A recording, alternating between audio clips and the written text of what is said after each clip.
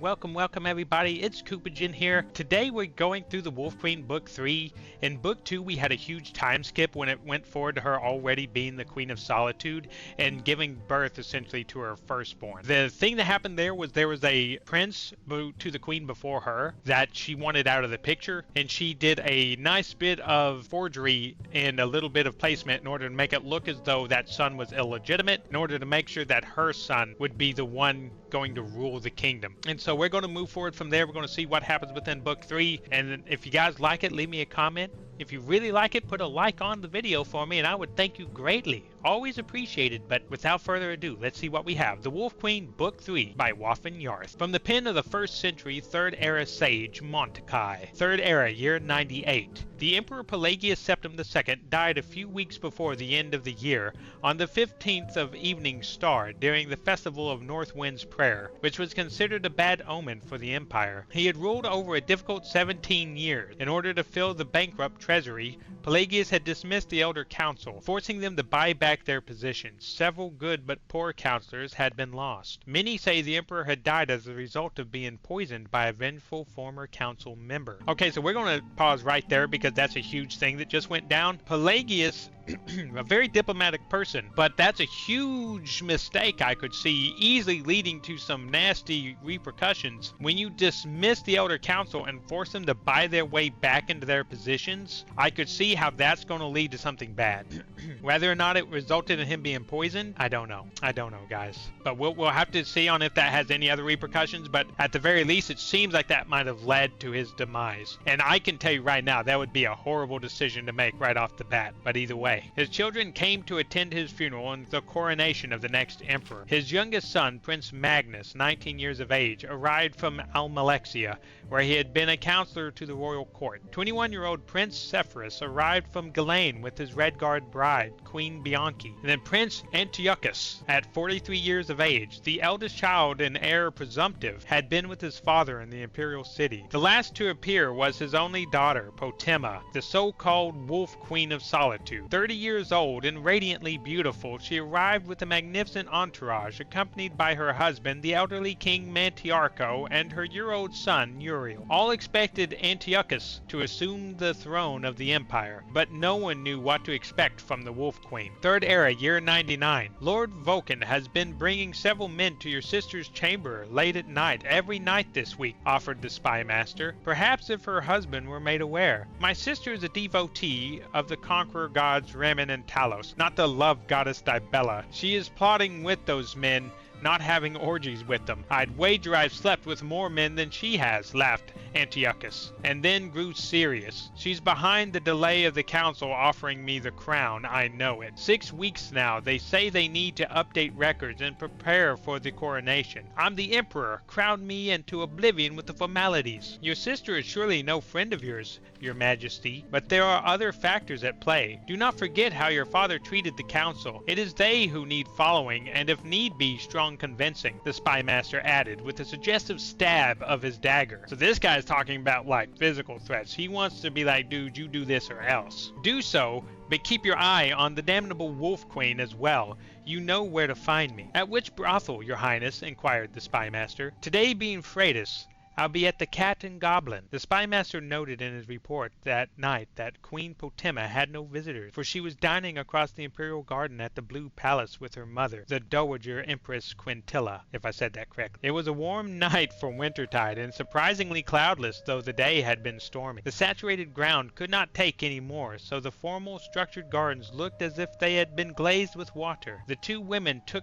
their wine to the wide balcony to look over the grounds. I believe you are trying to sabotage your half-brother's coronation, said Quintilla, not looking at her daughter. Potema saw how the years had not been so much wrinkled her mother as faded her, like the sun of on a stone. It's not true, said Potema, but would it bother you very much if it were true? Antiochus is not my son. He was 11 years old when I married your father, and we've never been close. I think that being heir presumptive has stunted his growth. He is old enough to have a family family with grown children, and yet he spends all his time at debauchery and fornication. He will not make a very good emperor." Quintilla sighed and then turned to Potema. "But it is bad for the family for seeds of discontent to be sown. It is easy to divide up factions, but very difficult to unite again. I fear for the future of the empire." "Those sound like the words. Are you by any chance dying, mother?" "I've read the omens," said Quintilla with a faint ironic smile. "Don't forget, I was a renowned sorceress in Camlorn. I will dead in a few months' time, and then not a year later. Your husband will die. I only regret that I will not live to see your child Uriel assume the throne of solitude." Ouch. So she's saying that not only does she foresee her own passing, which I assume she meant I will be dead in a few months' time, and then she's saying that also Potema's husband is going to pass, and that she won't live to see Uriel assume the throne of solitude. That's sad. At least she's seen it. So we're going to keep going from there, but she's already pretended that some of this stuff is not going to go well for her or Potema's husband. "Have you seen whether—" Potema stopped, not wanting to reveal too many of her plans, even to a dying woman. "Whether he will be emperor? Aye, I know the answer to that too, daughter. Don't fear, you'll live to see the answer, one way or the other. I have a gift for him when he is of age." The Dowager Empress removed a necklace with a single great yellow gem from around her neck. "It's a soul gem, infused with the spirit of a great werewolf your father and I defeated in battle 36 years ago. I've enchanted it with spells from the School of Illusion so its wearer may charm whoever he chooses. An important skill for a king." So let's pause there because that's an inconsistency. It's a giant gem now, and it's a necklace. It was a ring, and there's no way dude made a ring with a stone big enough to be fit for a necklace like that. So unless that pendant on the necklace is very tiny and that gem is not very huge, then that's not making a lot of sense. So we'll keep going, but I'm almost certain that a ring's not going to make for a very good necklace unless after the passing of the old king, she had that transfigured into a necklace. I wish it would have said something to the effect of that just now, though it did not. But it does say a single great yellow gem, which leads me to believe that they've forgotten their own lore on the third book in. So we'll keep going with that, but that's what I'm noticing so far. So An important skill for a king and an emperor, said Potema, taking the necklace. Thank you, mother. An hour later, passing the black branches of the sculpted dowd shrubs, or dowd shrubs, I could be mistaken, Potema noticed a dark figure, which vanished into the shadows under the eaves at her approach. She had noticed people following her before. It was one of the hazards of life in the imperial court. But this man was too close to her chambers. She slipped the necklace around her neck. Come out where I can see you, she commanded. The man emerged from the shadows, a dark little fellow of middle age, dressed in black-dyed goatskin. His eyes were fixed, frozen, under her spell. Who do you work for? Prince Antiochus is my master, he said in a dead voice. I am his spy. A plan formed. Is the prince in his study? No, milady. And you have access? Yes, milady. Potema smiled widely. She had him. Lead the way. The next morning, the storm reappeared in all its fury. The pelting on the walls and ceilings was agony to Antiochus, who was discovering that he no longer had his youthful immunity to the late night of hard drinking. He shoved hard against the Argonian wench sharing his bed. Make yourself useful and close the window, he moaned. No sooner had the window been bolted than there was a knock at the door. It was the spy master. He smiled at the prince and handed him a sheet of paper. What is this? Said Antiochus, squinting his eyes. I must still be drunk. It looks like orcish. I think you will find it useful, your majesty. Your sister is here to see you. Antiochus considered getting dressed or sending his bedmate out, but thought better of it. Show her in. Let her be scandalized. Oh, so he's staying in bed with his wench. He doesn't even care. If Potema was scandalized, she did not show it. Swathed in orange and silver silk, she entered the room with a triumphant smile, followed by the man-mountain, Lord Vulcan. Dear brother, I spoke to my mother last night, and she advised me very wisely. She said I should not battle with you in public for the good of our family and the empire. Therefore, she said, producing from the folds of her robe a piece of paper, I am offering you a choice. A choice, said Antiochus, returning her smile. That does sound friendly. Abdicate your rights to the imperial throne voluntarily, and there is no need for me to show the council this, Potema said, handing her brother the letter. It is a letter with your seal on it, saying that you knew that your father was not Pelagius Septim II, but the royal steward Von Daux. I don't even know how to say Von Daux. Now, before you deny writing the letter, you cannot deny the rumors, nor that the Imperial Council will believe that your father, the old fool, was quite capable of being cuckolded.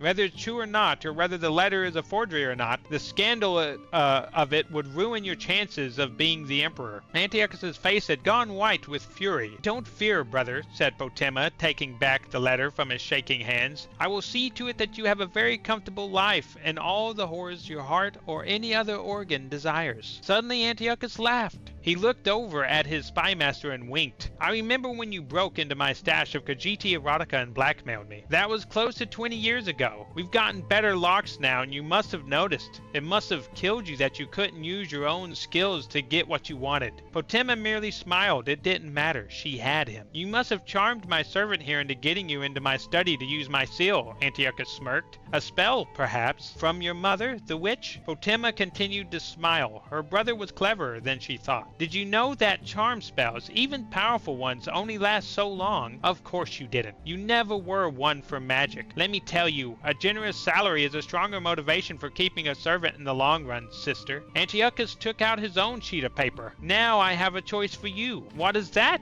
Said Potema, her smile faltering. It looks like nonsense, but if you know what you're looking for, it's very clear. It's a practice sheet. Your handwriting attempting to look like my handwriting. It's a good gift you have. I wonder if you haven't done this before, imitating another person's handwriting. I understand a letter was found from your husband's dead wife saying that his first son was a bastard. I wonder if you wrote that letter. I wonder if I showed this evidence of your gift to your husband, whether he would believe you wrote that letter. In the future, dear Wolf Queen, don't lay the same trap twice. Potema shook her head, furious, unable to speak. Give me your forgery and go take a walk in the rain. And then later today, unhatch whatever other plots you have to keep me from the throne. Antiochus fixed his eyes on Potema's.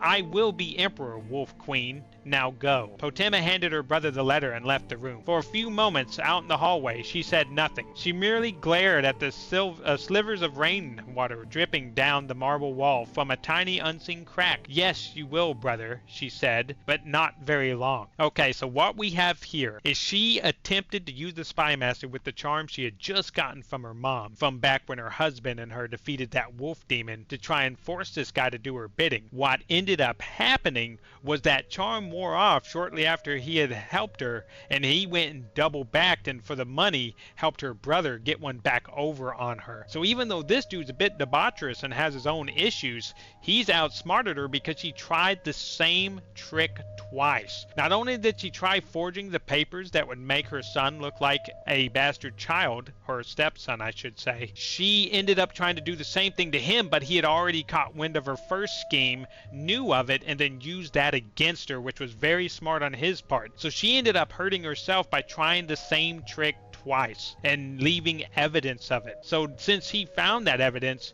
he was apparently able to use it to his advantage, and now he is all but guaranteed to become emperor due to her own mistakes. Whether or not that'll continue, because here at the end she's saying not for very long. This dude's not going to have a long reign. So she's already trying to plan something against him. She doesn't care that it's like her stepbrother or half-brother, however it is. She wants him gone so that she can essentially set up the throne for her son. Which, guys, I mean, that'll be it for Volume 3. Looks like this one went a good bit, and we made some commentary there that I hope will help crack some stuff. But if you like what you see, let me know about it. Give me some ideas, and I hope you guys have a good one until the next volume. But thank you. Have a good one, and you'll be seeing the other one very soon, I imagine. But bye-bye now. Appreciate it.